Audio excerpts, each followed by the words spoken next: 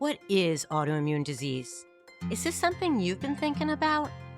Welcome, Gyno-Curious listeners. I'm Dr. Amy Novat. We are here to investigate what it means to be a healer and to be healed. Today, I want to welcome Jennifer Ciotta to discuss her experience with ulcerative colitis and autoimmune healing. Jennifer is a fellow podcaster. She is the host of Ulcerative Colitis, Autoimmune Healing Journey, and several other podcasts. After a life-threatening flare of ulcerative colitis in 2021, she began podcasting about her experience from a mind, body, soul perspective, including the root causes of inflammatory bowel disease, unaddressed trauma stored in the body, and how to heal as a community across the globe. Welcome, Jen. Thank you. I'm honored to be here. Anyone who loves me and my vagina, I'm honored to be here. You've come to the right place, my friend. So some might ask, why are we having a conversation about ulcerative colitis and autoimmune disease, given that this is a gynecologically focused show? And I'm here to say that there's very few women who come into my practice who don't have some gut complaints, who don't have these vague symptoms that they're wondering, is this an autoimmune phenomenon? Or women who have spent months, sometimes years, with a variety of symptoms that finally get diagnosed as an autoimmune phenomenon. So it felt really pertinent to bring this conversation to Gyno-Curious today and to use your expertise, not only as a patient, but a very informed, educated person about these diseases to our audience. So again, thank you so much for being here. You're welcome. And can I just give a little bit of a disclaimer here? And that Absolutely. is, I am not a health professional.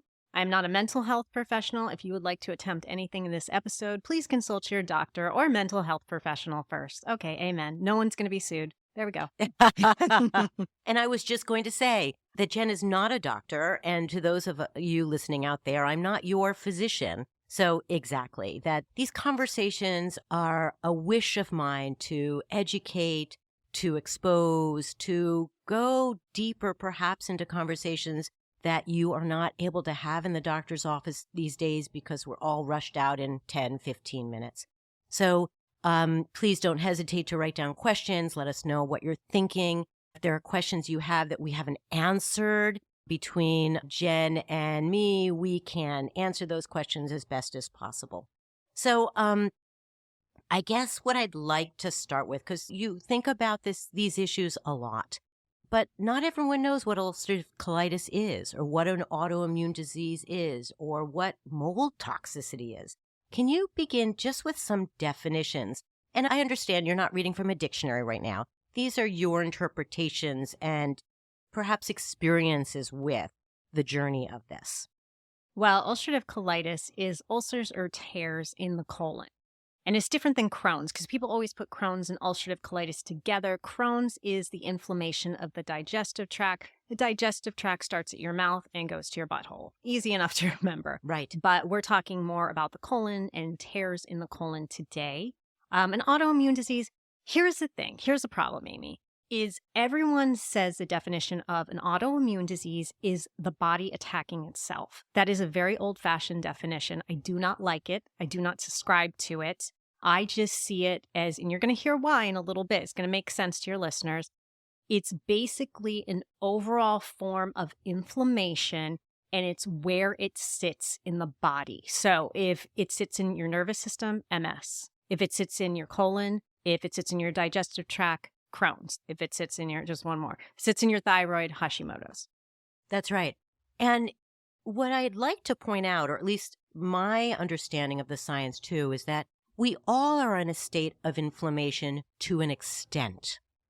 And the extent for you, me, or someone else may be varied day to day, triggered by different triggers. And we're going to hopefully talk about some of those triggers. So again, it doesn't mean that by having some inflammation in the body, you necessarily have an autoimmune disease. Would you agree? Correct. It's absolutely varying levels of inflammation. It just depends. Unfortunately, mine took a turn for the worst. Can you tell us about how that began and that journey, please? Yeah, I just want to give a second little disclaimer, and that is, remember, ulcerative colitis is an inflammatory bowel disease. So that has to do with number 2. So I may be talking about number 2 today. So everyone just be prepared. If you're eating, maybe you want to you just want to hit pause and come back later when you're not eating. So just everyone just know about that. But basically what happened was in 2021, I started feeling worse. I had been having rectal bleeding. Here we go, guys. Here we go. Since 2016. But things in 2021 started getting noticeably worse. I started bleeding a lot more. I was having a lot of problems with my stools. I was hardly going to the bathroom, but I was having all these colon spasms, which were extremely painful. I was having a problem with fatigue, which I now know is adrenal fatigue. So I used to take walks that were an hour and a half. And at around June, July 2021, I could only walk 20 minutes and I thought I was about to die. I was having migraines, all sorts of weird skin stuff. I had an eye parasite I couldn't figure out. It just was getting worse and worse. And finally, it all came to a head when I stopped eating and drinking in 2021. I could not get out of bed for weeks, and I'm saying weeks as in 6 to 8 weeks. I was bedbound. I could not smell food. My husband, in fact, he took our air fryer and went out to the garage to make food. That's how bad I was. I stopped drinking, which I think everyone knows is the worst of the worst. I was having 50 colon spasms a day. People say that bad colon spasms are very similar to childbirth to contraction. So you can imagine that. So I was just doing horribly. It was very life-threatening. And finally, what I had to do was I had to get myself to a place to where I could finally see a doctor because I couldn't even get out of bed. So I was able to see my physician in late 2021 who was like, I don't know what's going on, which I knew that was going to happen. And I said, listen, I have an appointment with this gastroenterologist. I think you had recommended him, Amy. But I don't have an appointment for, I think it was something like 6 weeks. So I don't know what to do. And this is why I think it's very important with IBD, with autoimmune, even if you're the most natural, holistic human on the planet, which I am, and I know you are, and probably most of us are listening, but always have a physician. And here's why.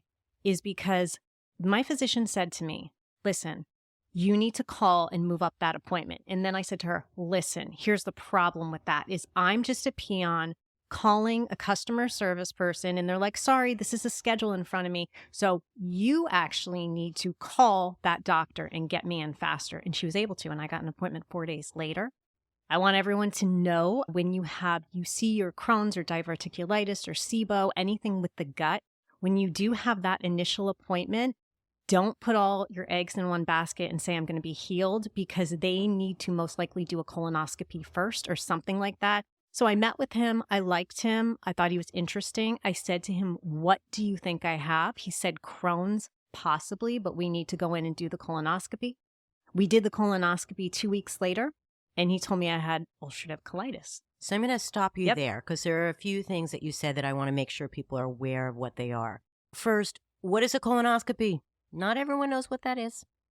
Oh, you want me? Oh, yeah. Yeah. I mean, you don't have to, whatever. You tell us what you want to tell us about that experience. So basically they sedate you. It's thought of as a surgery. They sedate you and then, and you have to do the prep ahead of time, which sucks. It's a day of prep.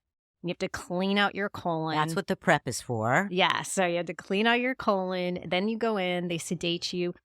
They basically put a tube up your butt and they look to see in your intestine and see what's going on there. And it's really helpful. I will say this, you guys, colonoscopy is very controversial nowadays. Very controversial. A lot of holistic natural people believe it does wipe out a lot of good bacteria. And there's been a lot of problems with colonoscopy where the bowel is perforated, so it's a problem. I'm a big believer. This is just me. Talk it over with your doctor. I think you should always have a colonoscopy with IBD, inflammatory bowel disease, because you want to know the devil you're dealing with. And moreover, the colonoscopy is a way of getting biopsies, tissue diagnosis, which is a very important part of the IBD phenomenon. So that's why colonoscopies, particularly for people who have diagnoses of Crohn's, ulcerative colitis, this is necessary. Moreover, what do you know about cancer and ulcerative colitis? Why don't we talk just a little bit about that? That I haven't delved into much. I have been warned many times by that gastroenterologist that if you don't go on the biologics, which are pharmaceuticals, that you are at much higher risk for colon cancer. I don't really believe that from what he said. Again, you have to take what resonates with you. It has a lot to do with diet. It has a lot to do with lifestyle. It has a lot to do with finally facing trauma that has been stored in the body, for example, for me, for 40 years. So I want to come back to that in a moment. I just want to say, again, colonoscopies can be a controversial test. They can be challenging vis-a-vis the prep, but the procedure itself is quite easy because you're asleep. And 3, there are absolutely risks associated with it. And this issue of whether cancer is related to IBD is certainly out there in data. And it just is another reason why being proactive around your gut, around your overall health is so, so important. And remember, when science shows a relationship or an increased risk of a cancer related to any problem, whether it's IBD or otherwise, this doesn't mean you're going to get the cancer. It just means that you might need to be more proactive in your lifestyle, in your diet, in the way you handle your health care than another person. So, Jenn, let's dive deeper. Let's talk about trauma. Can I say something before we talk about trauma? Because while we're talking about colonoscopy. Absolutely. Gastroenterologists also do something called a calprotectin test. It is a stool test. And what it does is it measures the inflammation in your colon. So for normal people who don't have IBD, you want to get between 0 and 50. When I was in my flare, mine was 3,600. Wow. And we'll talk about this in a bit, but I was able to naturally cure myself 80 to 90%. And that was proven 13 months later by a colonoscopy. And my calprotectin, I think, went down to 100. Good for you. Good for you. So that's a big test too, you guys, calprotectin. Yeah, and there will be other tests perhaps recommended, some blood work. Sometimes there are MRIs, CT scans. There's an array of tests out there that your clinician might ask you to do. And I would also say clearly, this is not the territory of most primary care doctors. This is the territory of a specialist. You should see a gastroenterologist. Once you receive the diagnosis of UC or Crohn's, you might even go one step further to someone who does nothing but these diseases. But make sure you're in the hands of someone who is very fluent in this problem or these problems. And I will say this is if you want a good gastroenterologist, they book months ahead of time. Yeah. So if you think you're like, man, I can get an appointment. Today's Monday. I'll get an appointment next Monday. It doesn't work like that. So definitely if you think you're having problems now, book now. Yeah, exactly. And I think, unfortunately, all of us are all too familiar with the scheduling morass in medical care these days. And though there are urgent cares out there who, if you are in an emergency, there are emergency rooms and urgent cares, it's still not where you're going to get your chronic care. It's not ideal place to start because you want somebody to really get to know you from the get-go. Thank you for sharing your journey thus far with us, Jenn. It sounds like it was so hard. Scary. No, it's so easy. I'm just kidding. It was torture. Thank you. Yeah, no, I guess I have to ask, so prior to 2021, were you seeing clinicians? Were you having any health care at that point in time for a variety of other issues, or did it come on pretty quickly? No, I did a really amazing job of ignoring things. Amazing. I had spent some time in Australia, and when I was down there, I actually went to proctologist down there. Mm-hmm. And he wanted to do the colonoscopy, and I didn't feel like paying out of pocket. So that's as far as that went. So I did a really good job of saying, oh, no, I'll figure this out on my own, even though I didn't know what I was dealing with. And that's something that I warn everyone against, and especially women, and especially middle-aged women. Because middle-aged women are taking care of everyone else. And they're like, oh, I can put this off and I can shove this off and I'll do it after the new year. Well, people, it's a new year. There you go. Yeah. Denial is very powerful. We can never underestimate it. And we I can love also, it has a place. There's part of the survival mode that we need. But there's also something to be said about, particularly in the middle-aged group, how many of us haven't felt tired, achy, Exactly. brain foggy joints, gut changes because, oh, yeah, we went out for Chinese food last night and maybe that's the problem. I mean, we explain away everything. But if you see blood in the stool, people, no, it's the buck stops there. And Absolutely. that's my regret. I didn't look back in 2016 and get some help. It probably wouldn't have progressed to this. Yeah. But again, I regret. My father used to say there were two experiences or emotions that we should never experience or should never take hold of: regret and envy. He said they're toxic. He's right. Yeah. So I'm going to suggest you. I'm going to suggest to you that with this new year, let it go. Yes. That's what Jenn said. How do you feel about right now talking about trauma?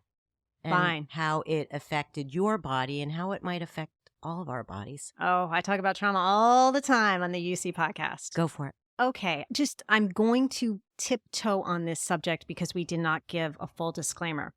I was sexually abused between the ages of 4 and 6, and I did not tell anyone. And because of that, I kept it stuffed in my system for 40 years. And I finally told a trauma energy healer. And it was such an interesting thing because she said to me, she said, I have a lot of women who come here between the ages of 35 and 50, and they're finally ready to let go of their trauma. Now you ask, why is that? And she explained to me that because you're finally mentally ready to do it. Because she said, think about an 18-year-old, right? An 18-year-old is someone breaks up with an 18-year-old and they think it's the end of the world. But at 35, 40, we know we can survive. We've gone through divorces. We've gone through worse. We've gone through all sorts of things. So your body and your mind are finally ready to face that trauma. And I was finally ready to face that trauma.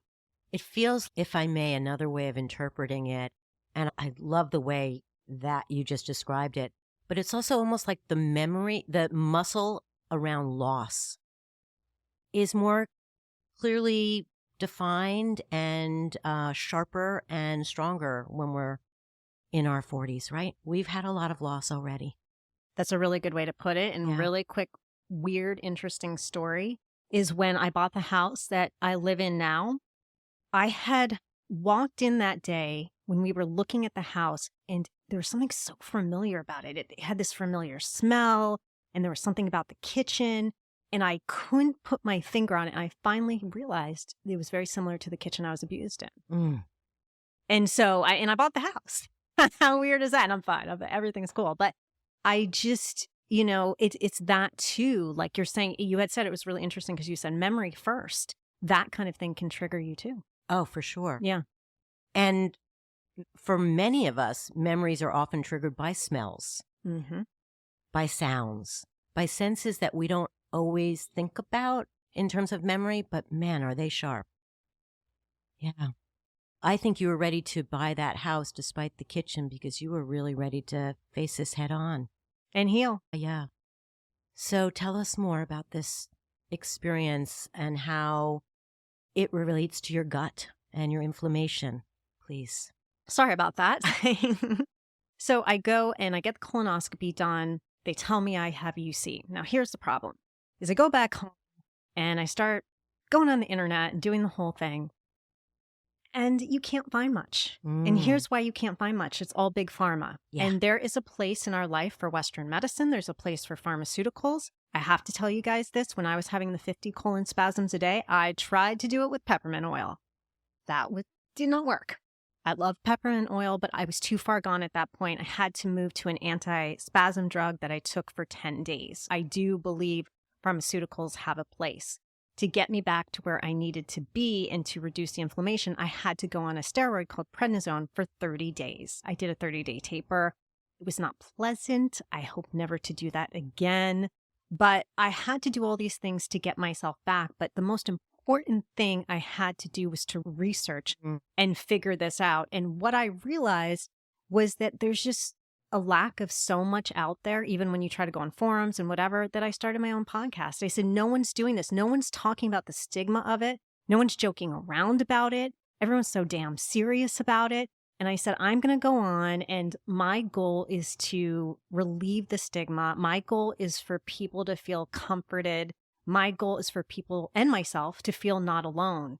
And it's been such a rewarding experience. So I go on the podcast and I talk about everything from, hey, we're going to talk about my stool test to we're going to talk about the body keeps the score, anything in between, any trauma, anything in between. And that's been really helpful. And for me, I have learned that you have to tackle this mind, body, soul. It's not one component. So people are like, oh, I'm just going to concentrate on the diet. No, you have to concentrate on the diet. You have to concentrate on the exercise, and you have to concentrate on the trauma as well. Because I will tell you this from the listeners who've reached out to me, and many of them have, I would say 100% of them, and I know this is a big number, but 100% of them have had trauma stored in their body that they haven't faced. And now they're starting to face it, and it has been stuffed down in the colon. So another thing I want to say about ulcerative colitis is diet, because everyone talks about diet, and then you go to the gastroenterologist, and it's frustrating because even my gastroenterologist, who is phenomenal, said to me, oh, you can eat what you want. Diet doesn't matter. Because the Western doctors don't get it. They don't get it. My new doctor, I think, gets it a little better, but they don't understand. So you have to look at every component. And what I have learned from this whole journey is everything is individualized. Mm-hmm. And people will try to give you unsolicited advice all the time. You guys, if you're an ally here of a UC person, or you have someone in your family, I'm going to give you my number one tip, and that is stop giving unsolicited advice. We've tried everything.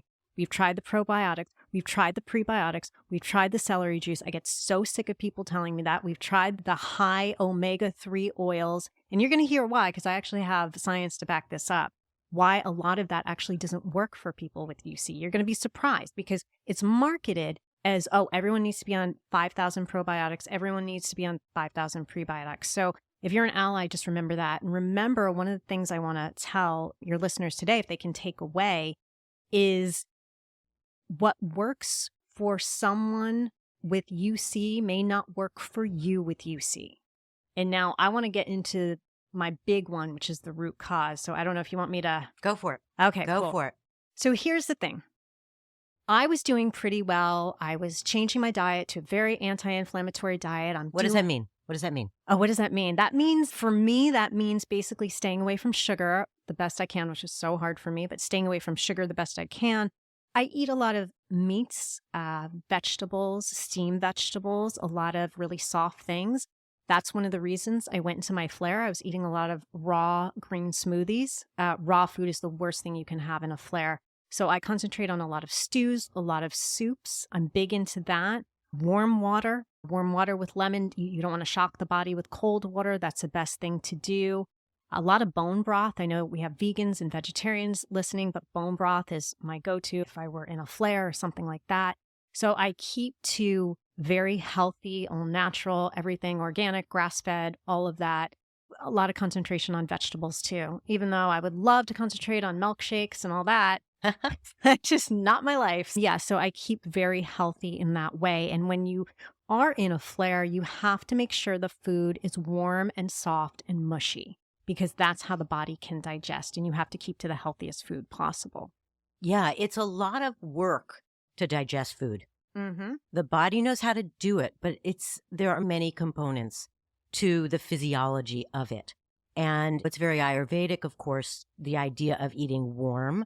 And for some reason, Americans in particular like ice cream, cold foods. And I also agree with you. I think that particularly if you're having gut issues, but I think in general, most of us should eat warm, room temperature foods.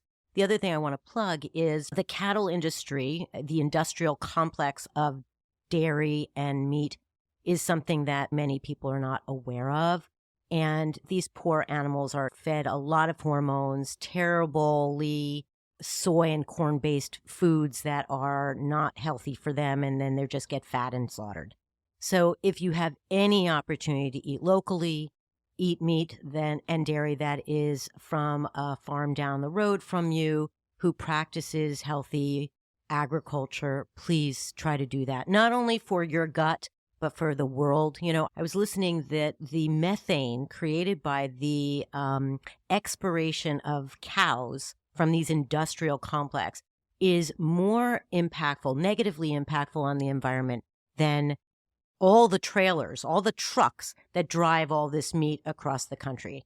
That's pretty astonishing. Again, if we can let cows graze on real grass, if we can not mass produce them and not mass eat them, this is something to really consider. So thank you. Yeah, no problem. As you were saying. Yes. And yes, we do that with my cows. I have a cow farm and they graze and they're happy little cows. So I completely 100% agree with you on that. So, all right. So, I started feeling a lot better. So I'm eating very anti-inflammatory. I'm also doing all sorts of special exercises for UC. So you always want to get your lymph moving. Your lymphatic system is what takes the toxins out of your body. So I do a lot of rebounding. That's jumping on a small trampoline. Do a lot of that. What else do? I do a lot of brisk walks. I do a lot of Epsom salt baths, anything that's detoxing and will take the toxins out. But this is the important part too. So I would say, let's say about a year ago, I got myself to feeling, I would say 60 to 70% myself. I was feeling good. Like I wasn't great, but I was feeling good. And here's the interesting part of what I learned. If you don't know the root cause of what's causing your UC, you will never get to 100%. Never. So your job is you have to find the root cause. And I found my root cause. So the question, it begs to ask, how do you look and what did you do? Yeah. So I would say, well, I was really thin at that time too. And I've gained some weight now. And I feel really good about that. I've been told lately that people are like, oh, your weight looks good. I had 2 people tell me that the other day. People are like, oh, you look good. Your weight looks good because they saw me when I was really thin. But yes, what you have to do is you have to figure out, and a lot of times this involves natural and holistic medicine, because you have to go to these people who understand how to do an organic acids test, how to do certain stool testing, how to do certain blood testing. So I had someone on my podcast who's amazing. If you guys go to the episode, it's with Shelly Apodaca K. And she was talking about this thing called CIRS, Chronic Inflammatory Response Syndrome. And I was saying to myself, this sounds a lot like me. Why? What was she saying? So chronic inflammatory response syndrome is basically where your body cannot drain toxins like a normal person can. So I'll use Matty here as an example. All right. So let's say that Matty and I both decide to go for ice cream sundaes. And we don't care about the ice cream. We're not looking to make sure it's all great ingredients. And it has the hot fudge and it has the cherry that's been pumped with some superficial whatever. So we go and eat it. Matty and I eat the exact same amount. And he wakes up the next morning and he feels, I feel like I almost like I drank too much. I had too much sugar, but he's fine. That ice cream sundae could put me in bed for 2 to 3 weeks because my body cannot drain the toxins from that food. So I have to be very careful. So that's what chronic inflammatory response syndrome is. We call it CIRS. And then you have to find out what's causing the CIRS. Now, this is the interesting part. You can have biotoxin illness, which means I swam in a lake and I got bit and there we go. I have Lyme's disease or I ate a bad piece of sushi and I got biotoxin illness that way. You can have that, or you can have what I have, which is mold toxicity, which we're going to get back to in a second. So the interesting part, the second interesting part of CIRS is that many people have a gene, which I have. It's called the CIRS gene. And they now think that 25% or more of the population have this gene. And it is so debilitating that if you go and look online, there are a lot of CIRS people who don't even live in houses because of mold exposure. So they live in tents, they live in RVs because they can't even handle living in a house. It can be very intense. So going back to that person on my podcast, this is a really great story. Not great, but it's a really good example. She and her husband, she has CIRS, her husband doesn't. They went to New Orleans, and New Orleans is a very humid city. So they went to New Orleans, they stayed in an old building, and they both got really sick. It was during COVID, and they both thought they had COVID, which is natural. They went back to California. The husband got better after a week. She's been in bed for 2 years. And it's because he does not have CIRS, and she has CIRS. So that's how careful you have to be. It can be a very extreme thing. There's a lot of gaslighting with CIRS. And I hate to bring this up, but there's a lot of suicide with CIRS because of the gaslighting, because here's what happens. Because they think 25% of the population has it. Let's say you have a family of 4. They're living in the exact same house with mold. And 3 people are like, I'm fine. And the one person is saying, no, but I'm really sick. And then the other 3 people are going, it's in your head. You don't know what you're talking Yep, about. That's yep. why there's a lot of suicide. So CIRS is a very serious thing. So long story short, I got tested by one of the best doctors in the country. Dr. Richie Schumacher is the one who made the CIRS protocol. So everyone knows him. Shoemaker. I always call him I think Shoemaker. And where is he? I don't know where he is. Okay. Maybe Maine. I can't remember. But my doctor is his protege. And she is up in New Hampshire. She's amazing. Her name is Dr. Peg DiTullio. She actually came on my podcast, you guys. She's on episode 43. I think she's on episode 43. She's amazing. And she ran all the tests on me. And guess what? I was positive for CIRS. I was positive for the CIRS gene. And we discovered that she said, did you go to a house or did you grow up in a house that just you didn't feel right? And I said, every time I go back to my parents' house, I feel like I have the flu. And she said, probably has mold. So because of that, I realized that I was probably exposed to mold for 18 to 22 years of my life. Now, there's a lot of different types of mold. Mm-hmm. Are you talking about any mold?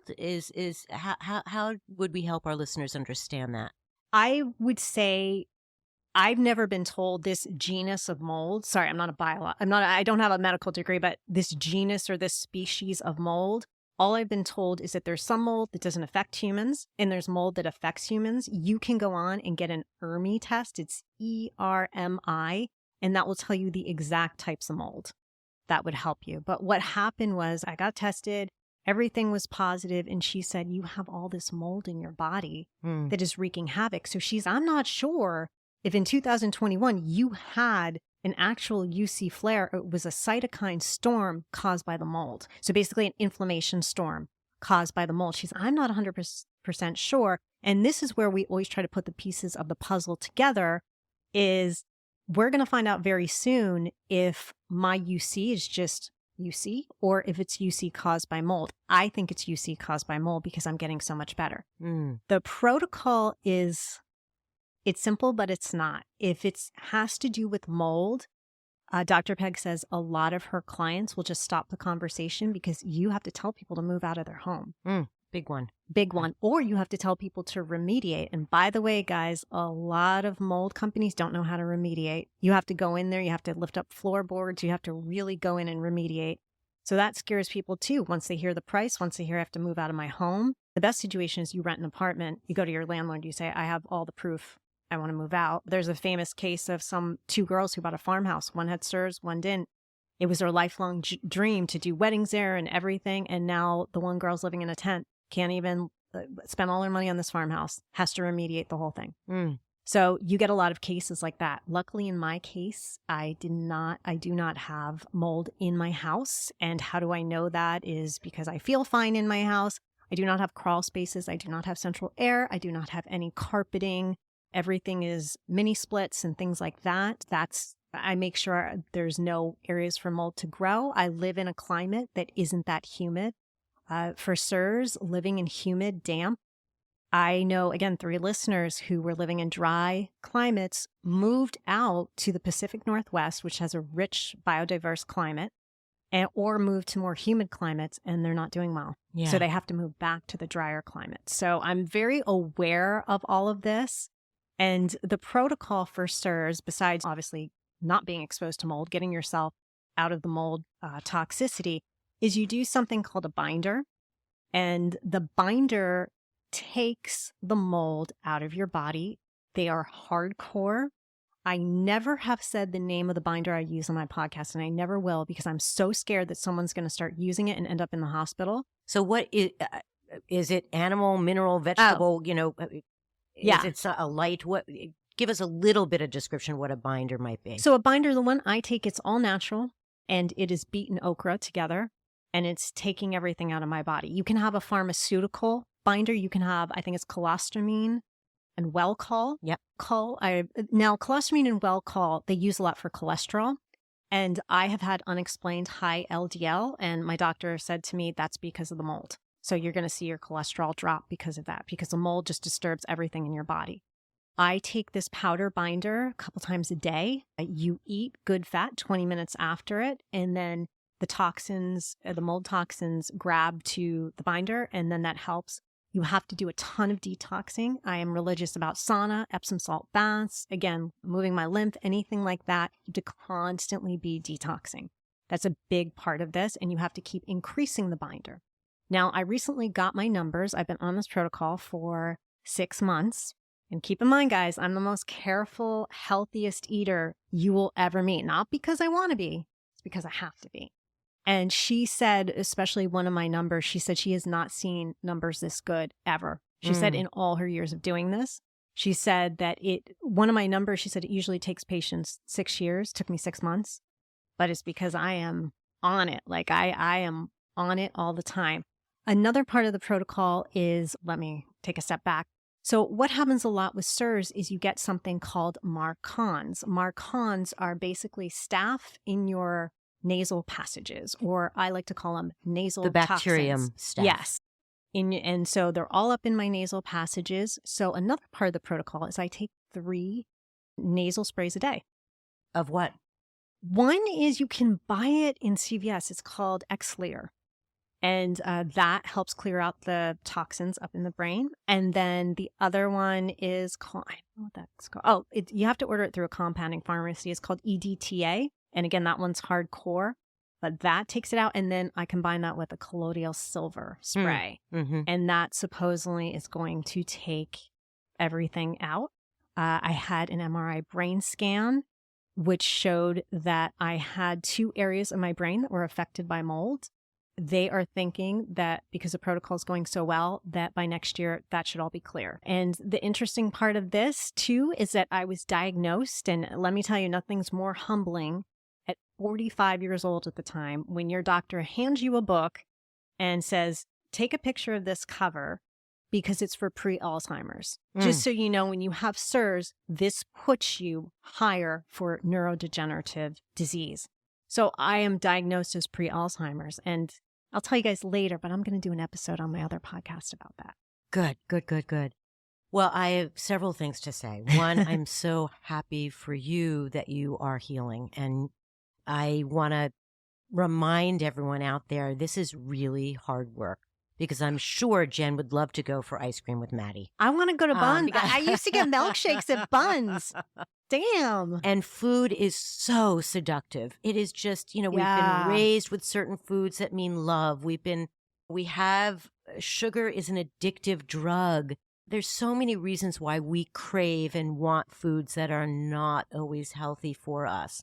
The other thing I want to point out is, I guess you could see it from 2 perspectives. That what you're sharing with us is that this is a whole body experience. Your nasal passages, your brain, your gut, your joints, your fatigue, et cetera, et cetera. And that can be really overwhelming as a patient. It's just like, where the fuck do I start? Yeah. And so I applaud you for being able to look at that whole picture and address them. And the other side of the coin is, if all those very diverse symptoms are in fact related to CIRS, then there's hope. Then there's a way of saying, okay, I can begin to pick out each of these symptoms I've been plagued with, and very likely they're related. The body is an amazingly orchestrated machine, if you will. And often our diverse symptoms are very much related and pointing to the same diagnosis. So thank you for pointing that out. So I have to come back to the trauma, because you mentioned something very profound. And 1 in 4 women experience trauma, sexual trauma. And I don't know if yours was sexual or not, but there's emotional trauma, there's sexual trauma, there's economic trauma, that basically there's no human being around who hasn't experienced some form of trauma. What happened with the healing around the trauma? Did the body come first and then the psyche and the soul? Did you concomitantly work on the psyche and soul with the diet and these great healers, etc.? I just want to point out, I think you said 1 in 4 women experience trauma. I didn't say that. Was that from you? That's from me. Oh, okay. No. Okay. Sexual abuse occurs in about 1 in 4 women. Oh, see? You taught me something today. Yeah. I didn't know that. Yeah, profound. Profound. Yeah. And I Yeah. probably think it's more, actually. Oh, we know there's Yeah. underreporting, of course. Yeah, there's underreporting. And then, of course, what is sexual trauma? That's another It's conversation. a whole nother podcast episode. Indeed. Our radio show. Indeed. Yeah. Yeah, good question. Here's what happened. When I had my flare and the memory started to flood back of the abuse, I noticed that my unfortunate reaction to things is numbness. I numb out. I'm a big numb out. And now you hear a lot of people with sexual abuse, they scream, they argue, you can't get close to them. And I think certain parts of that may have been me, but my big thing was numbing out. So when I was sitting in bed for weeks, I felt like I had been sexually traumatized again because I was going through it because my body was releasing itself of that trauma. And I had to snap myself out of it and say, no, you're not going through this again. But the trauma was passing through me. Another thing I did was I talked to a mental health professional, which is we should always do. Talk to a trauma energy healer who helped me a lot and helped me recognize, okay, I have acknowledged this, and how can we together learn the tools to heal? How can I not numb out? Because I have done that many times in the past. So I think that for me occurred first, was maybe the mind part, because that's a really good question. And then I moved more onto the body part. Yeah. Thank you. Thank you. What I have realized after doing this show for some months now is how often we talk about the connectedness of the mind, body, spirit, soul. And for some listeners out there, I'm sure they're like, oh, woo, and there's no science and whatever. You can have a feeling about that, those connections. But I hear over and over again, and I know it for myself. I know it from listening to so many people talk about illness, that our mind and body are not just connected by our neck, but by the inner spirit, by our experiences. And that so often healing is about addressing not just the physicality of the diagnosis, but the mental, emotional, spiritual. And so with all that in mind, I want to just remind our listeners that there's so many ways to heal, and that we live in a very allopathic, pharmaceutical industry dominated world of medicine. And I want to, I'm an MD. I've practiced allopathic medicine for over 35 years. That as much as I think there's so much to be had from that approach, and there absolutely is, that please remember there's so many ways of looking at health and healing, and that your journey may not include the conventional. It may have the alternative. So please don't be afraid to explore there. Perfect. Yeah. So Jenn, I don't know if you know this, but I tend to ask my guests at the end of the show to talk about what gives them pleasure in their lives.